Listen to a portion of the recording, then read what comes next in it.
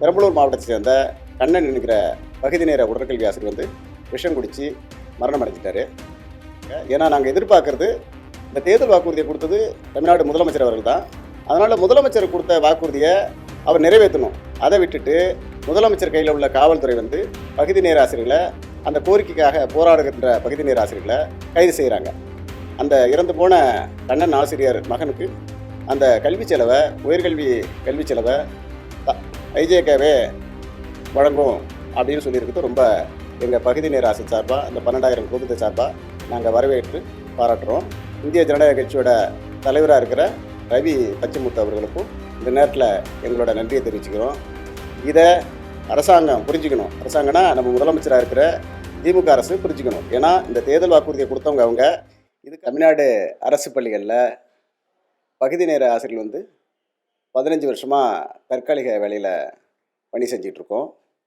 எங்களுக்கு வந்து திமுக தேர்தல் வாக்குறுதியில் 181வது தேர்தல் வாக்குறுதியில் தமிழ்நாட்டு முதலமைச்சர் அவர்கள் வந்து பணி நிரந்தரம் செய்கிறதா வாக்குறுதி கொடுத்துருந்தாரு.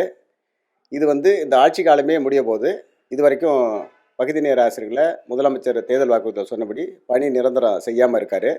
இதனால் இப்போ உள்ள 12,000 பகுதி நேர ஆசிரியர்களும் ரொம்பவும் பாதிக்கப்பட்டிருக்கோம். இந்த நிலையில் சட்டசபை தேர்தல் வரப்போகுதுங்கிறதால நாங்கள் இறுதி முயற்சியாக இந்த ஜனவரி 8ஆம் தேதியிலேருந்து தொடர்ந்து சென்னை டிபிஐ பள்ளிக்கல்வி வளாகத்தில் பகுதி நேர ஆசிரியர்லேருந்து போராட்டம் நடத்திட்டுருக்கோம்.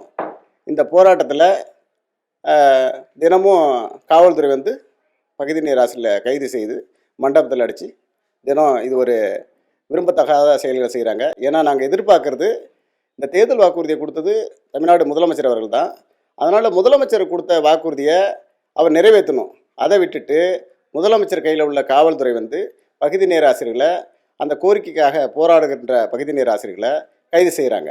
இந்த நிலையில் மனவேதனை அடைஞ்சு மண்டபத்தில் அடைக்கப்பட்டிருந்த பெரம்பலூர் மாவட்டத்தை சேர்ந்த கண்ணன் என்கிற பகுதி நேர உடற்கல்வி ஆசிரியர் வந்து விஷம் குடித்து மரணம் அடைஞ்சிட்டாரு.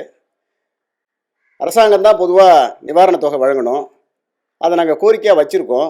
1 கோடி நிதி வழங்கணும், அவர் குடும்பத்தில் ஒருத்தவங்களுக்கு அரசு பணி வழங்கணும்னு நாங்கள் கோரிக்கை வச்சுருக்கோம் எங்கள் தமிழ்நாடு பகுதி நேர ஆசிரியர் கூட்டம் சார்பாக. இந்த நிலையில் அரசாங்கம் செய்யாத இந்த நிலையில் பகுதி நேர ஆசிரியர்களுக்கு இந்திய ஜனநாயக கட்சியை சேர்ந்த நிறுவன தலைவராக இருக்கிற திரு பாரிவேந்தர் அவர்கள் வந்து அந்த இறந்து போன கண்ணன் ஆசிரியர் மகனுக்கு அந்த கல்வி செலவை, உயர்கல்வி கல்வி செலவை ஐஜேகேவே வழங்கும் அப்படின்னு சொல்லியிருக்கிறது ரொம்ப எங்கள் பகுதி நேர ஆசிரியர் சார்பாக, அந்த 12,000 குடும்பத்தை சார்பாக நாங்கள் வரவேற்று பாராட்டுறோம்.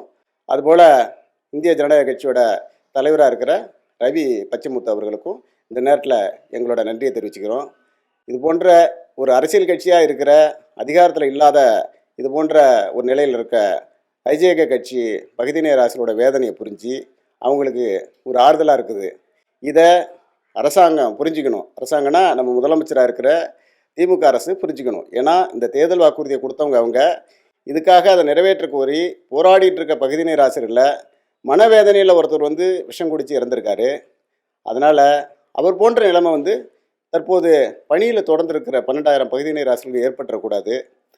எனவே இறந்து போன பெரம்பலூர் மாவட்டத்தை சேர்ந்த கண்ணன் ஆசிரியர்களுக்கு தமிழ்நாடு அரசு எங்கள் வேண்டுகோளை ஏற்று அவருக்கு, அவரது குடும்பத்துக்கு 1 கோடி நிதியை வழங்கி, அவரோட மனைவிக்கு அரசு வேலை வழங்கி, இருக்கின்ற அவரை போன்ற நிலையில் தினம் தினம் செத்து பிழைக்கின்ற இந்த 12,000 பகுதி நேர ஆசிரியர்களை பாதுகாக்கணும்னா எங்களுக்கு பணி நிரந்தரம் செய்யணும். அதுதான் எங்கள் வாழ்வாதாரத்துக்கு பாதுகாப்பு.